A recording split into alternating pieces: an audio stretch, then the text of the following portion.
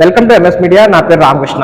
ఇప్పుడు మనతో గుంటూరు జిల్లా ఐటీ విభాగం జనసేన అధ్యక్షులు రవికృష్ణ గారు ఉన్నారు. ఆయన అడిగి అసలు ప్రస్తుతం ఐటీకి సంబంధించి జనసేన ప్రభుత్వం వస్తే కనుక యువతకి ఎటువంటి ఉపాధి అవకాశాలు వీళ్ళు ఈ పార్టీ కానీ లేకపోతే వీళ్ళ నుంచి ఎటువంటి సపోర్ట్ ఉంటుంది అనేది ఎంతో మాట్లాడి తెలుసుకునే ప్రయత్నం చేద్దాం. అలాగే రేపు 2024లో పార్టీని అధికారంలో తీసుకురావడం కోసం వీళ్ళు తీసుకుంటున్నటువంటి చర్యలు ఏంటి, అసలు జనంలోకి పార్టీని ఏ విధంగా తీసుకెళ్తున్నారు అన్ని విషయాలు కూడా ఆయనతో డిస్కస్ చేద్దాం. సార్ నమస్తే అండి. నమస్కారం సార్. ఇప్పుడు మీరు ఐటీ ఆల్రెడీ సాఫ్ట్వేర్ ఉద్యోగం చేస్తున్నారు, ఇప్పుడు ఐటీ విభాగం అధ్యక్షులుగా ఉన్నారు. అసలు మీ పాలసీల పరంగా ఐటీ చదువుకున్న వాళ్ళకి విద్యార్థులకు రేపు ఉపాధి అవకాశాలు ఏ విధంగా పార్టీ తీసుకెళ్ళబోతున్నారు? ముందుగా ఈ అవకాశం ఇచ్చిన మీడియా మిత్రులకి నమస్కారం అండి. నా పేరు రవికృష్ణ ముత్తిరెడ్డి. నేను గుంటూరు డిస్ట్రిక్ట్ ఐటీ కోఆర్డినేటర్గా వర్క్ చేస్తున్నాను. ఏంటంటే ఫస్ట్ విద్య, ఉపాధి, ఉద్యోగాలు ఈ మూడు మనకి ఒక యువతకి కీలకంగా మారబోతుంది. ఎందుకంటే ఈ దశలోనే వారు చదువుకోవడానికి మంచి చదువు, ఓకే, చదువుకున్న తర్వాత ఉద్యోగాలు, ఈ రెండు కరెంట్ ప్రభుత్వం విఫలమయ్యింది. అది లేకే జనాలు యువత ఈ గంజాయి మాదక ద్రవ్యాలు మత్తులో పడిపోతున్నారు. ఇట్లాంటి ప్రభుత్వం జనాలకి లేకపోతే యువతకి ఇస్తున్న జాబ్ క్యాలెండర్లు కూడా వాళ్ళకి ఇవ్వలేకుండా పోయారు. దీనివల్ల ఎక్కువగా వలస వెళ్ళిపోయారు యువత మొత్తం. వీళ్ళు ఎవరిని పాలిద్దాము అని వీళ్ళు అనుకుంటున్నారు అనేది ఒక పెద్ద ప్రశ్న. అంటే నేను పథకాలు ఇస్తే సరిపోతుందా, లేకపోతే ఉపాధి వాడి కాళ్ళ మీద వాడు నుంచునేదే మళ్ళీ వాళ్ళని 10 మంది ఉద్యోగాలు ఇచ్చే రూపకల్పన ఆలోచన దిశగా ఏదైనా ప్రభుత్వం అడుగు వేయాలి. కానీ ఇక్కడ మన వైఎస్ఆర్సీపీ ప్రభుత్వం దీన్ని చూపిస్తే బెస్ట్ ఎగ్జాంపుల్ ఏంటంటే యువతని అంటే ఒక బానిసలుగా ఏంటంటే వాడిని చేతగాని వాడిగా తీర్చిదిద్దేందుకు ఈ వాలంటీర్ 5,000 రూపాయల ఉద్యోగాలు వీళ్ళు ఇస్తున్నారు. దీనివల్ల ఏదంటే విద్యార్థి 10 ఇంతలో ఫాస్ట్గా వర్క్ చేయగలుగుతాడు. ఎందుకంటే వాడి మైండ్లో అన్ని ఐడియాస్, థాట్స్ అన్నీ రాగలుగుతాయి. కానీ దాన్ని ఆలోచన చంపి నువ్వు ఈ 5,000కే పనిచేయాలి, నీకు ఉద్యోగం లేకపోతే తప్పుడు మార్గాలు వెతుక్కోవాలి అన్న దిశగా వీళ్ళు సంకేతాలు ఇచ్చారు. కానీ ఐటీ విభాగం జనసేన అనేది ఇది ఏ పొలిటికల్ పార్టీలో వాళ్ళలో లేదు. ఈ ఐటీ సెల్ ఎందుకు అనంటే మనం ఐటీ బెస్ట్ పాలసీస్ అంటే ఎలా మనం ఏం చేస్తే ప్రజలకి అనుసంధానం చేయగలుగుతాం. ఫస్ట్ పవన్ కళ్యాణ్ గారి ఆలోచనల నుంచి పుట్టుకొచ్చిందే ఈ ఐటీ సెల్. ఇది జనాలకి ఏ విధంగా ఉపయోగపడతాం, ఒక యాప్ ద్వారా ఉపయోగపడతామా, రేపు ఏదైనా సమస్య వస్తే అతనికి సాల్వ్ చేయడానికి ఈ యాప్స్ అనేది అనుసంధానం. దీంతో పాటు ఏంటంటే ఇప్పుడు దాదాపుగా ఒక 180 టీమ్స్గా ఏర్పడిపోయినాయి మన ఆంధ్ర రాష్ట్రంలో. మళ్ళీ జనసేన ప్రభుత్వం గనక వస్తే ఖచ్చితంగా మా మీద ఉన్న నమ్మకంతో, ఎందుకంటే ఈయన తృణప్రాయంగా కొన్ని కోట్ల రూపాయలు వదిలేసుకొని కౌలు రైతుడు కానీ ఇంకా ఏ సమస్య ఉన్నా కానీ ఆయన స్వతహాగా డబ్బు ఇస్తున్నాడు. అంటే పరిశ్రమలు పెట్టే వాళ్ళకి, రూపాయి పెట్టుబడి పెట్టే వాళ్ళకి ఆ నమ్మకం ఇప్పటి నుంచే కలిగిస్తున్నాడు. ఇది జనాలు అర్థం చేసుకున్నారు. రవికృష్ణ గారు, ఇప్పుడు 2014లో మన రాష్ట్రం విడిపోయిన తర్వాత మన ఐటీ అంతా కూడా హైదరాబాద్లో ఉండిపోయింది. మన తెలుగు రాష్ట్రంలో అంటే ఏపీకి సంబంధించి ఇంతవరకు ఐటీ కంపెనీలు పెద్దగా చెప్పుకోదగ్గవి ఏమి లేవు. చదువుకున్న బయటకు వచ్చినటువంటి యువత అంతా కూడా లక్షలాది మంది పక్క రాష్ట్రాలకు, పొరుగు రాష్ట్రాలకు వెళ్ళి ఉద్యోగాలు చేసుకోవాల్సిన పరిస్థితి. ఒక రకంగా చూస్తే కనుక ఒక వలస రాష్ట్రంగా మారిపోతున్నటువంటి పరిస్థితి. దాన్ని అరికట్టాల్సిన అవసరం లేదంటారా? మీరు మంచి ప్రశ్న అడిగారండి. ఇది ఎలా అంటే దీనికి సమాధానం దేశ ఖనిజం ఎక్కడో కాదు, ఈ యువకుల్లోనే ఉంది. వీళ్ళని మనకి సరైన దిశ నిర్దేశం కనుక చూపించగలిగితే కనుక వీళ్ళు ఒక వండర్స్ చేయగలుగుతారు. వీళ్ళకున్న నాలెడ్జ్ ఎక్కడో మన దేశం ఎంత గొప్పది అని చెప్పుకోవడానికి ఒక ఉదాహరణ కోవాక్సిన్ కోవిడ్లో వచ్చింది. ఏంటి అని అంటే ఇన్ని ప్రపంచ దేశాలుగా చెప్పుకునే అంటే రాజులు అంటే ఇంత బలంగా ఉన్న సోవియట్ యూనియన్ కావచ్చు, ఓకే, లేకపోతే ఈ అమెరికా కావచ్చు, రష్యా కావచ్చు, జర్మనీ కావచ్చు, వీళ్ళందరూ ఏ కోవిడ్ వ్యాక్సిన్ కనిపెట్టలేదు. కానీ మన దగ్గర ఉన్నాయా ఆంధ్ర కావచ్చు, లేకపోతే మహారాష్ట్ర కావచ్చు, ఈ ఇండియా అని మనం తీసుకున్నాం. ఇక్కడ ఉన్న సైంటిస్టులే వాళ్ళు కనుక్కొని ప్రపంచ దేశాలకు ఇచ్చారు అని అంటే మన దగ్గర ఎంత మేధాశక్తి ఉందండి. దీన్ని యూటిలైజ్ చేయడానికి ఈ కరెంటు ప్రభుత్వాలు ఏ ఆలోచన చేయట్లేదు. కానీ కళ్యాణ్ గారు ఏమంటున్నారు, నన్ను నమ్మండి, ఓకే, నేను ఎలాగా ఉన్నానో నిస్వార్థంగా మన కంపెనీలకు పెట్టుబడి తీసుకొస్తాను, కొన్ని లక్షలాది మందికి ఉపాధి కల్పిస్తానని. ఇట్లా నమ్మకం ఇచ్చే నాయకుడు ఏ ప్రభుత్వాలు మనకి ఇంతవరకు అంత ధైర్యాన్ని నమ్మకాన్ని కలిగించలేదు. మీకు ఎగ్జాంపుల్, రేపు పవన్ కళ్యాణ్ గారు ముఖ్యమంత్రి అయితే ఐటీ సంస్థలు కానీ లేకపోతే ఇతర కంపెనీలు కానీ రావడానికి అవకాశం ఉంది? తప్పకుండా అండి. ఎందుకంటే ఒక నాయకుడు సరైనవాడైతే పెట్టుబడులు కూడా ఎవరన్నా పెట్టుబడిదారులు కూడా రాగలుగుతారు. ఉదాహరణకి మనం చూసుకుంటే మనకు కొత్త వచ్చే దిక్కు లేదు అంటే ఉన్నాయి పోగొట్టుకోవడానికి అమర్రాజా బ్యాటరీస్, దీనివల్ల 25,000 మంది వలసలు పోయారు. అంటే నువ్వు ఇచ్చిన ధైర్యం ఏంటి ప్రజలకి? నువ్వు పొమ్మన్నావు పొగబెట్టి, లేకపోతే 10 నిమిషాలు రమ్మన్నావా? ఇప్పుడు మన కరెంట్ ఐటీ మినిస్టర్ చూసుకుంటే ఈయన నూడిల్స్కి లేకపోతే ఇడ్లీకి టీ స్టాళ్ళకి ఓపెనింగ్కి వెళ్తున్నాడు. ఐటీ ఇన్ఫర్మేషన్ టెక్నాలజీని ఈయన మార్చి ఇడ్లీ టీకి మార్చాడు. అంటే దీన్ని ఐటీ అన్నా అనేది వీళ్ళకే చెందింది, వీళ్ళకే ఆ ఘనత దక్కింది. కానీ మేము information and technology connecting people, మన అందరికీ ఉపాధి ఖచ్చితంగా కల్పిస్తాం, ఈ ఒక్కసారి మమ్మల్ని నమ్మండి అని ఈ ప్రతి ఒక్క గ్రాడ్యుయేట్కి అయితే ఇంజనీరింగ్ కావచ్చు, ఇంకే డిగ్రీ అన్న కావచ్చు, మమ్మల్ని నమ్మండి, మీకు జనసేన ప్రభుత్వాన్ని ఒక్కసారి నమ్మి ముందుకు ఓటు కనుక వేస్తే మీరు వలసలు పోక్కర్లేదు. మీరు 5,000 ఉద్యోగం కాదు, మీరు 10 మందికి ఉద్యోగం ఇచ్చేలాగా మేము మీ తోడు ఉంటాం. మీరు ఇప్పుడు ఉన్నటువంటి మంత్రి ఐటీ అంటే ఇడ్లీ టీగా మార్చేసాడు అంటున్నారు. కానీ ఇప్పుడు ఆ మినిస్టర్ ఏమో పవన్ కళ్యాణ్ సినిమాల్లోకి రాకముందు నుంచి అంటే గత 60 సంవత్సరాల నుంచి కూడా వాళ్ళ రాజకీయ కుటుంబం, వాళ్ళ నాన్న ఎమ్మెల్యే, వాళ్ళ తాత ఎమ్మెల్యే, నేను ఎమ్మెల్యే 2 సార్లు ఓడిపోయిన పవన్ కళ్యాణ్ నివర్శించేది అంటున్నాడు.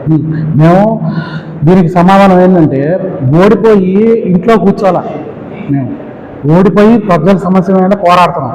అట్లాంటి ఏ సమస్య అన్నా కానీ అక్కడ సమస్యకు వచ్చింది అంటే ఫస్ట్ వాళ్ళకి మనసులో కలిగే భావన ఇప్పటికి ఈ క్షణానికి పవన్ కళ్యాణ్ జనసేన ఇది మార్పు. ఓడిపోయాం, మీరు ఓడిపోయిన తర్వాత పారిపోయారు, మీరు అక్కడి నుంచి ఏది తెలంగాణ నుంచి మీరు మమ్మల్ని తరిమేశారు. రేపు ఆంధ్రాలో కూడా మీకు ఇదే పరిస్థితి. యువతతో పెట్టుకున్నారు, ఉద్యోగస్తులతో పెట్టుకున్నారు, మహిళలతో పెట్టుకున్నారు, దళితులతో పెట్టుకున్నారు, కాపులతో పెట్టుకున్నారు, అందరినీ ఏకం చేసి ముంచి పడేశారు. కానీ మేము అలా కాదు, మేము అందరికీ భరోసా కల్పిస్తున్నాం. అంటే ఇప్పుడు వరకు ఎవరు కూడా ఏ ప్రభుత్వం కూడా నేరుగా ప్రజల అకౌంట్లో డబ్బులు వేయలేదు. అంతా చాలా అవినీతి జరిగి ఎంతో కొంత మాత్రమే ప్రజలకు చేరారు. మేము ఇప్పుడు నేరుగా ప్రజలకే అందిస్తున్నాం అంటున్నారు సంక్షేమ పథకాలు. అట్లాగే ఇది చాలా మంచి వ్యాలిడ్ పాయింట్ అడిగారండి. ఇది ఆయన ఇస్తున్నాడు కరెక్టే, కానీ ఎవరు డబ్బులు ఇస్తున్నారు? మా డబ్బే కదా. ఏమన్నా నాకు 10 రూపాయలు వచ్చినాయి అనుకోండి, ఓకేనా, అవి ఖర్చు పెడితే 2 రూపాయలు 3 రూపాయలు ఖర్చు పెట్టచ్చు. కానీ నేనే 10 రూపాయలు అప్పు తీసుకొచ్చి ఇప్పుడు ప్రతి ఒక్క దాని మీద ఇప్పుడు ఉప్పు, పప్పు, బెల్లం, పెట్రోల్ కూడా బయట మీరు బార్డర్లో వెళ్తే ఆంధ్ర బార్డర్లో పెట్రోల్ లెస్ దాన్ ఆంధ్రప్రదేశ్ అంటున్నారు. 3 రూపాయలు, 4 రూపాయలు, 5 రూపాయలు. అంటే ఈ జనాల దగ్గర ఈయన ఎంత లాగేస్తున్నాడు అంటే మీకు తెలియకుండా మీ జేబుల్లో నుంచి మీకు చిల్లు పెట్టే వాళ్ళే జగన్ ప్రభుత్వం. అంటే మీరు చదువుకున్న వాళ్ళకి మీకు అర్థమవుతుంది, చదువుకున్న వాళ్ళు లేదా నిరక్షరాస్యులు లేదా ఇంటి దగ్గర ఉండేటువంటి ఆడవాళ్ళకి కానీ ఈ విషయాలు తెలియదు కదా. మీరు ఈ విషయాలు మీరు జనంలోకి తీసుకెళ్ళి వాళ్ళు జరుగుతున్నట్టు వాళ్ళ వైపు నెగిటివ్ చెప్పగలిగితేనే కదా మీకు ఓట్లు కదా. మేము అనుకునేది ఏంటంటే ఇంకా ప్రచారం మొదలు పెడతాము. కానీ ఇప్పుడు మహిళలు ముఖ్యంగా ఆలోచించాల్సింది ఏంటి అని అంటే, అమ్మ మీరు 2019 ప్రభుత్వం ఈయన వచ్చిన తర్వాత మీ ఇంట్లో దాదాపు ఖర్చు ఎంత, ఓకే, ప్రతి నెల ఇప్పుడు మీరు ఖర్చు పెడుతుంది ఎంత అనేది మీరు లెక్క వేసుకోగలిగితే అమ్మ మీకు కనీసం 500 నుంచి 1000 రూపాయలు ఖర్చు పెరిగి ఉంటుంది, ఓకేనా. ఇవన్నీ ప్రభుత్వం మీకు బాదుడే కార్యక్రమంలో భాగంగానే మీకు ప్రతి ఒక్క సామాన్యుడి పైన నడ్డి విరిచేలాగా వీళ్ళు చేస్తుంది. మీకు ఇచ్చేది కాదు, మీ దగ్గర నుంచి రక్తం పిండేదే ఈ ప్రభుత్వం. ఉదాహరణకి 2 రూపాయలు పెంచాడు పెట్రోల్, నెలకి 100 రూపాయలు చొప్పున, ఎంత సంవత్సరానికి 1200, 200 తీసేయండి, 1000 రూపాయలు నీకు తెలియకుండానే నీ జేబుల నుంచి 100 రూపాయలు కాజేస్తున్న ప్రభుత్వం ఇది. నువ్వు ఒక్కసారి కనుక సామాన్యుడు మన పెట్రోల్ డీజిల్ ప్రైసెస్ ఎందుకు హైక్ అయినాయి, ఎందుకు ఇవ్వాలి, చట్టం మీద పన్ను ఎందుకు ఇవ్వాలి, లేకపోతే ఇంకా కరెంటు బిల్లులు ఎందుకు కట్టాలి, లేకపోతే ప్రతి ఒక్కటి ఎందుకు ప్రశ్నించాలి. నువ్వు ప్రశ్నించినంత కాలం, నువ్వు ఆలోచించినంత కాలం నిన్ను కులంగానో మతంగానో లేకపోతే ఇంకో విభేదాలు సృష్టించి వీళ్ళు పబ్బం గడుపుకుంటారు. అది ఈసారి మీరు 24లో ఆలోచిస్తారని భావిస్తున్నారు. సార్ చివరిగా రవికృష్ణ గారు, ఇప్పుడు మీరు జనసేన అభిమానిగా ఉన్నారు, అయితే టీడీపీ జనసేన రేపు పొత్తులు అంటున్నారు. పొత్తులు ఎలా ఉంటే మీరు యాక్సెప్ట్ చేయడానికి అవకాశం? అంటే పొత్తులు అనేవి ఫస్ట్ అది పవన్ కళ్యాణ్ గారు నిర్ణయిస్తారు. కాకపోతే నేను నా పర్సనల్ ఒపీనియన్ ఏం చెప్పేది ఏంటంటే, ఫస్ట్ మనం బలపడదాం, మనం ప్రతి గ్రామంలో జెండా ఎగరేద్దాం, జనసేన జెండా ఎగరేద్దాం, ఆ గ్రామంలో బలం తీసుకొద్దాం. తర్వాత పవన్ కళ్యాణ్ గారు ఏ నిర్ణయం తీసుకుంటే దానికి కట్టుబడి పనిచేస్తాం.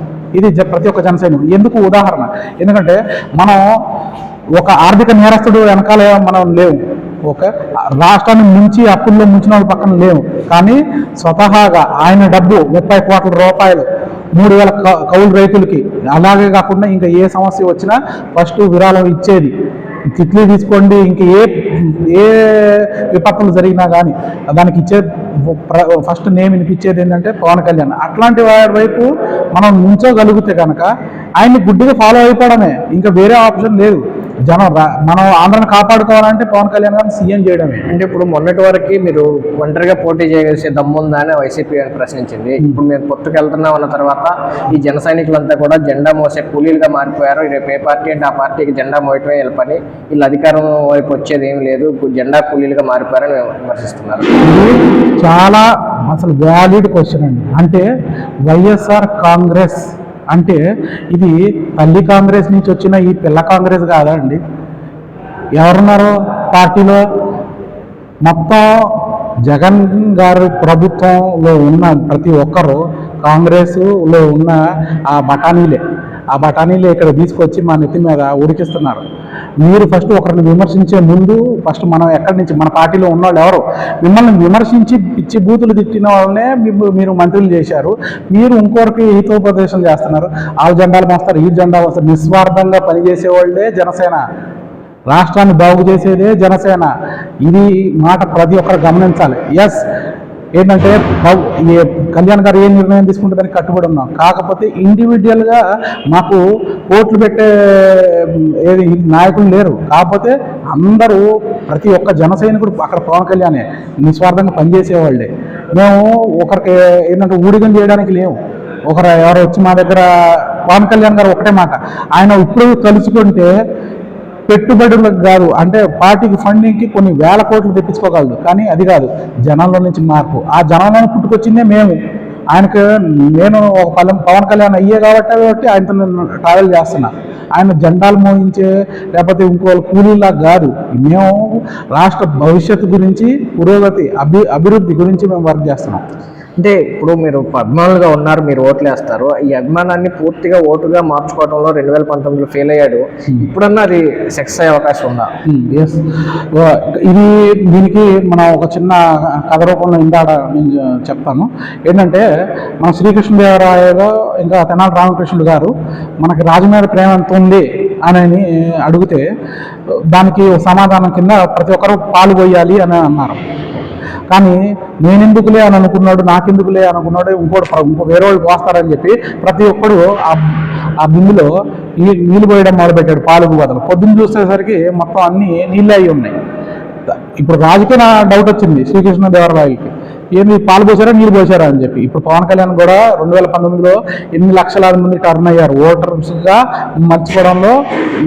జనసేన విఫలం కాదు, వాళ్ళు మమ్మల్ని ట్రస్ట్ చేయడంలో విఫలమయ్యారు. దీని పర్యవసానమే మీ ప్రతి ఒక్కరూ వలసలు పోతున్నారు. మీ మీద దాడులు, మీ మీద ఏది రుచికొండకి గుండు, లేకపోతే ఇంకా ఏ జరిగినా, మీకు అన్యాయాలు జరిగిన పిల్లలకు ఉద్యోగాలు రాకపోయినా కానీ, ఇంకా ప్రభుత్వ ఉద్యోగాలు సరైన టైంలో ఏ జీతాలు పడకపోయిన కారణం ఏంటంటే జనసేన నమ్మకపోవడం. మనం నీళ్లు పోసాం. కానీ కళ్యాణ్ గారు మీకు అంటుంది ఒకటే మాట, ఇప్పుడు ఆ నీళ్లు మీరు రాష్ట్రం పోసింది ఒక మొక్క మీద పోయండి, ఆ మొక్కే జనసేన. అదే మీకు రేపు ఫలాలను ఇస్తుంది, రేపు మీకు నీడనిస్తుంది. ఈ ఒక్కసారికి నమ్మి చూడండి, మీ నమ్మకాన్ని మీ జీవితాంతం మేము గుండెల్లో పెట్టుకొని చూసుకుంటామండి. సార్ ఇవన్నీ ఒక ఎత్తు అయితే ఎలక్షన్ టైంలో డబ్బులు ఇచ్చేవాడే కింగ్. ఎందుకంటే మీరు చివరిగా చూసుంటారు, టీడీపీ వాళ్ళు కానీ వైసీపీ వాళ్ళు కానీ ఓటుకు 1000 రూపాయలు కనుక ఇచ్చారు, మీరేమో మేము డబ్బులు ఇవ్వము, మేము జీరో బడ్జెట్ పాలిటిక్స్ అని చెప్పి వచ్చారు. అందుకోసమే కదా మీకు చివరికి పవన్ కళ్యాణ్ కూడా ఓడిపోయిన పరిస్థితి. మీకు అనుభవం ఉంది, డబ్బు లేకపోతే రాజకీయాలు చేయలేమని మీరు తెలుసుకుని ఉండాలి ఈ పార్టీ. మరి నెక్స్ట్ ఎలక్షన్లో డబ్బులు ఎంతవరకు పోగు చేసుకున్నారు? డబ్బులు అనేది ఒక ఏంటంటే, నేను నిన్ను కొంటున్నాను అని ఇంతకుముందు మనకి చూసాం. ఏంటంటే 500 ఇస్తే ఈ 5 సంవత్సరాలకి రోజుకి నీకు 27 పైసలు నేను కొంటున్నాడు అని చెప్పి. కానీ ఇప్పుడు మారిపోయింది, ఆ ట్రెండ్ మారిపోయింది. ఎందుకంటే జగన్ గారు వచ్చిన తర్వాత దాన్ని రివర్స్ చేసి పడేశారు. మీ జేబుల్లో నుంచే నిన్ను తీసుకుంటున్నారు. మీరు ఉదాహరణకి మీరు ప్రతి ఒక్క నిత్యావసర ధరలు కావచ్చు, ఇంక ఏదైనా కావచ్చు, బస్ రేట్లు, బస్ ఛార్జీలు, పెట్రోల్, ఇంక ఏది చూసుకున్నా కానీ మీరు దానికి ఇదవుతున్నారు. మనకి బాబాసాహెబ్ అంబేద్కర్ గారు ఇచ్చిన హక్కు, నీవు ఓటుని అమ్ముకుని బానిసగా మారతావా, లేక నువ్వు సరైన వాడిని ఎంచుకొని, అంటే పవన్ కళ్యాణ్, జనసేన లాంటి వాళ్ళని ఎంచుకొని రాజుగా మారతావా అన్నది. ఓకే, మేము బాబాసాహెబ్ అంబేద్కర్ గారి సిద్ధాంతాలను ఫాలో అవుతాం, ఆయన్నే నమ్ముతాం. ఇది ప్రతి ఒక్క మనిషి అర్థం చేసుకోగలిగితే అది వాళ్ళ జీవితమే కాదు, మన ఆంధ్ర కూడా మనం బాగుపడే అవకాశం ఉంది. రవికృష్ణ గారు, మీ రాజకీయ అనుభవాన్ని కానీ అలాగే రేపు పార్టీని ఏ విధంగా గెలిపించాలనుకుంటున్నారని మీ అభిప్రాయాలు మాతో షేర్ చేసినందుకు చాలా థ్యాంక్స్ అండి. నమస్తే. ఇదండి మన ఛానల్, తప్పకుండా సబ్స్క్రైబ్ అవ్వండి. ఇలాంటి మంచి వీడియోస్ మీకు ముందు మంచి వీడియోస్ అయితే తీసుకొచ్చే ప్రయత్నం చేస్తాం. Thank you. జై జనసేన.